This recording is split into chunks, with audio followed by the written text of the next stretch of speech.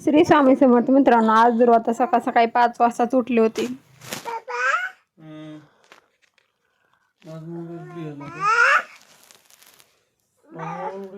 ती उठली आणि आमच्या दोघांना सुद्धा सकाळ सकाळी 5 वाजताच उठवलं होतं. पण आम्ही काय उठलो आणि लगेच तिला बी झोप घातलं आणि आम्ही बी झोपून गेलो. नंतर आज पौर्णिमा होती, त्याच्यानिमित्त छान अशी देवपूजा केली आहे.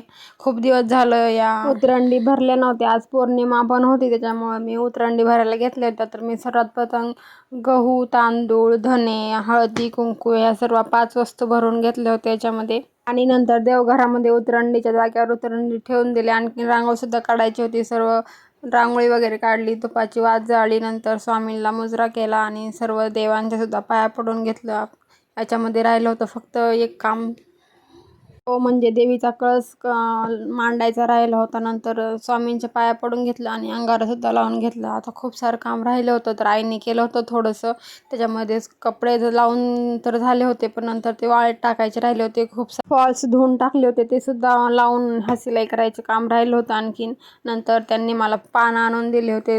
तर देवीचा कळस जो असतो तो मांडायचा राहिला होता माझ्याकडून. नंतर कळसावर मस्त छान असं धुवून वगैरे घेतलं आणि नंतर त्याच्यावर हळदी कुंकू आणि स्वास्तिक काढून घेतलं. खूप दिवस झालं मला इच्छा होती ठेवायची, तर मी ह्या श्रावण महिन्यापासून ठेवायला चालू केलं आहे. तर माझ्या नारळाला श्रावण महिन्यापासून त्याला कोंब पण आलेला आहे आणि घालून हे सुद्धा आलेले. मस्त असं देवीचा मळवट भरून घेतला आणि नंतर घटस्थापन केला. घरात खूप म्हणजे असं छान वाटतं.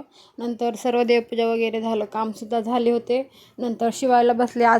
आज मला पूर्ण एक ड्रेस शिवायचा होता. ड्रेस तर काय कंप्लीट झाला होता आणि तितक्यात आहो म्हणले मला खूप भूक लागली. त्याच्यामुळे त्यांना मस्तपैकी मसाला खिचडी करून दिली होती. साधीच पण छान अशी झाली होती. आणि त्यांना तर एवढी खूप भूक लागली होती की कधी वाफ जाईल याची वाट बघत बसले होते. मग त्यांना पटकन वाढून दिलं आणि आणखीन खूप सारे, आता 5 वाजता चहाची वेळ होती आणि यांना भूक लागली होती, म्हणून म्हणलं जाऊ द्या, कधीच नाही करून देत मी, असं त्यांचं म्हणणं आहे. त्याच्यामुळं करून दिलं. सर्व काम आवरले, घरचा स्वयंपाक आवरला आणि आज पौर्णिमा निमित्त आम्ही गेलो होतो मंदिरामध्ये जेवण करण्यासाठी आणि दर्शनसुद्धा करण्यासाठी. तेवढी गर्दी होती, पार आम्हाला जेवायला बसायला सुद्धा जागा नव्हती. तर एवढा छान असा स्वयंपाक जो होता, असं प्रसाद म्हणून पटपट खाल्ला आणि घरी आलो. दुर्वाचं काय आले फुलं जे उरलेले होते ते तोडायचं काम चालू होतं आणि त्यासोबत सानूपसुद्धा लहान लेकरासारखं कळत होती. तर असा होता माझा आजचा दिवस. Bye guys, like share subscribe करायला विसरू